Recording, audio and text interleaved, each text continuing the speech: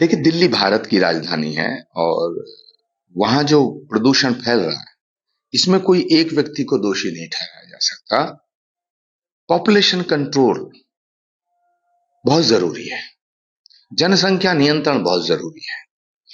हर दिन रोज हजारों लाखों गाड़ियां सड़क पे आ रही हैं और सारे जो बड़े बड़े शहर हैं वहां लोग भाग रहे हैं। तो कब तक आप सड़कें चौड़ी करेंगे? कब तक फ्लाईओवर्स बनाएंगे? मुझे लगता है कि इस पे एक राष्ट्रीय चर्चा होनी चाहिए, संसद में चर्चा होनी चाहिए। आफ्टर ऑल ये देश की जो इतनी आबादी बढ़ रही है, इसको कैसे रोका जाए? जब तक पॉपुलेशन कंट्रोल नहीं होगा तब तक पॉल्यूशन भी कंट्रोल नहीं किया जा सकता। पॉल्यूशन कंट्रोल करने के लिए पॉपुलेशन कंट्रोल जरूरी है।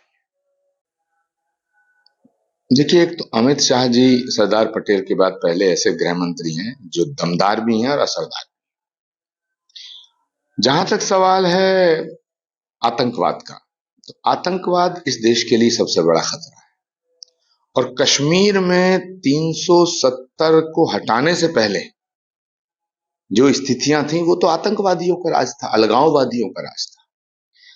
अलगाववादियों के माध्यम से पाकिस्तान की हुकूमत थी और जब से 370 को हटाया गया है, ऐसा लगता है वो भारत की हुकूमत है।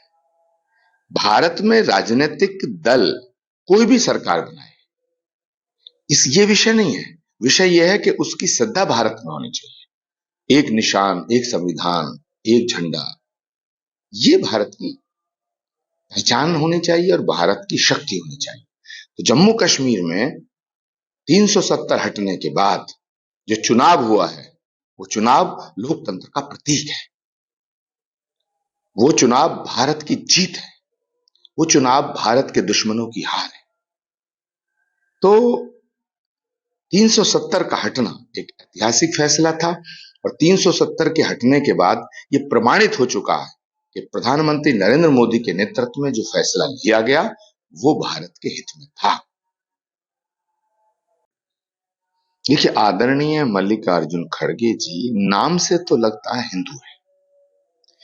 मल्लिकार्जुन खड़गे नाम से लगता है कि वो हिंदू हैं, लेकिन काम से नहीं लगता कि वो हिंदू हैं। तो पहले खड़गे जी को बताना चाहिए कि वो हैं कौन, हिंदू हैं या नहीं है। क्योंकि कोई भी हिंदू संत महात्माओं का अपमान नहीं कर सकता। और जिस तरह खड़गे जी बयान दे रहे हैं, उससे लगता है कि उन्हें सनातन से चिढ़ है, उन्हें सनातन से बैर है। और जो सनातन से बैर रखता है उसका भारत में मुझे नहीं लगता कि उसको राजनीति करने का अधिकार है। क्योंकि जो सनातन के खिलाफ है वो भारत के खिलाफ है, जो भारत के खिलाफ है वही सनातन के खिलाफ है। तो खड़गे जी इतने बुजुर्ग नेता हैं, हिंदू संतों का अपमान, सनातन का अपमान, भगवा का अपमान, ये उन्हें शोभा नहीं देता। और ये देश ऋषि प्रधान देश है। भारत के ऋषि मुनि, तपस्वियों ने, साधुओं ने, संतों ने, महात्माओं ने इस देश के लिए, इस देश के निर्माण में बहुत बड़ी भूमिका अदा की है। तो जो हिंदू होगा वो हिंदू संतों का अपमान नहीं करेगा। और योगी जी, योगी आदित्यनाथ जी एक नेता हैं, भाजपा के नेता हैं, मुख्यमंत्री हैं, लेकिन एक साधु हैं, एक सन्यासी हैं, एक संत हैं। उनके विषय में इस तरह की हल्की टिप्पणी करना मल्लिकार्जुन खड़गे जी को शोभा नहीं देता। उन्होंने कहा कि ऐसे लोगों को पर राजनीति नहीं करना चाहिए भाजपा से। हमने सुना था कि जब जब जैसे जैसे उम्र बढ़ती है आदमी राम की तरफ आता है। खड़गे जी की जितनी उम्र बढ़ रही है, खड़गे जी रावण की तरफ, रावण की दिशा में जा रहे हैं। ये दुर्भाग्य है विपक्ष का।